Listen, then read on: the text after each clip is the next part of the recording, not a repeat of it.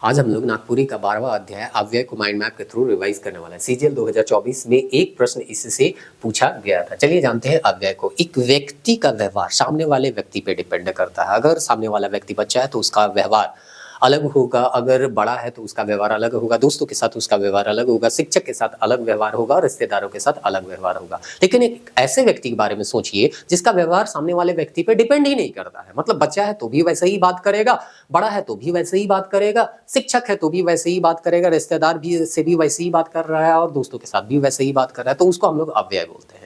तो वैसा शब्द जिसके ऊपर किसी का प्रभाव पड़ता ही नहीं है, जो अपना रूप बदलता ही नहीं है, उसको हम लोग बोलते हैं अविकारी या अव्यय। जैसे लिंग वचन पुरुष कारक मनकर कोनो विकार नहीं होवेला उसन शब्द के हमनी का कहिला अव्यय कहिला। जैसे एक शब्द उठाते हैं कखन, कखन में आप स्त्रीलिंग के साथ अगर यूज कीजिएगा तो भी कखन ही बोलेंगे, पुल्लिंग के साथ भी यूज कीजिएगा तो भी कखन।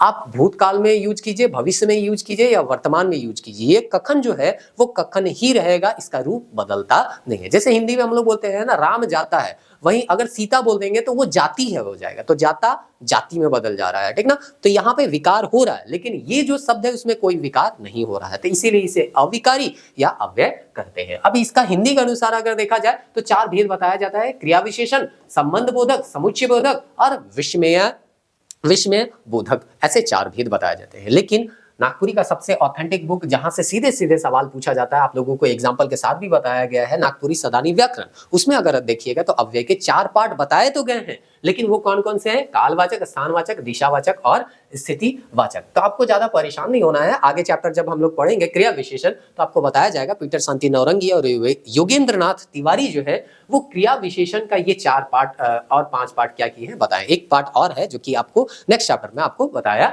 जाएगा। तो आप मान के चलिए कि ये अंगुली है, एक विद्वान कर रहा है, ये हाथ का पार्ट है, एक विद्वान कर रहा है शरीर का पार्ट है। मोटा मोटी बात वही है, क्वेश्चन को ध्यान में रख के आप बनाइएगा। तो सीजीएल में जो प्रश्न पूछे गए थे उसमें तीन ऑप्शन आप हटा दीजिएगा तो विस्मय आदि बोधक जो है वो उसका सही आंसर हो जाएगा। अब चलिए जानते हैं कि नागपुरी सदानी व्याकरण के अनुसार जो अव्यय के चार भेद दिए हैं वो कौन कौन से हैं। तो कालवाचक में समय के बारे में बोध होता है, तो आइज, अब, तब, कखनो, कहियो, रोज, जब, जोन, बेरा, उखन, कखन, जखन, तखन, ऐसे ये शब्द है जो समय का बोध करवाते हैं। एक एग्जांपल दिया, वो रोज स्कूल जाला। दूसरा है स्थानवाचक, स्थान का बोध करवाएगा, हिया हुआ कहाँ। एक एग्जांपल दिया, वो हिया रहेला। दिशा में दिशा का बोध होगा, हिने हुने जने तने लेंगा भटकैया आर पार आकाश और पताल। स्थिति में स्थिति का बोध होगा, ऊपरे नीचे आमने सामने आगे पीछे बाहरे भीतरे। तो इस तरह से ये नागपुरी सदानी व्याकरण में दिए गए चार अव्यय के पाठ है। आप क्वेश्चन को ध्यान से पढ़िएगा, उसके बाद आंसर करना है। अगर इससे रिलेटेड आपको क्वेश्चन बनाने हैं तो हमारे कोचिंग क्लासेस के ऐप को ज्वाइन कीजिए। आपको टोटल चैप्टर वाइज टेस्ट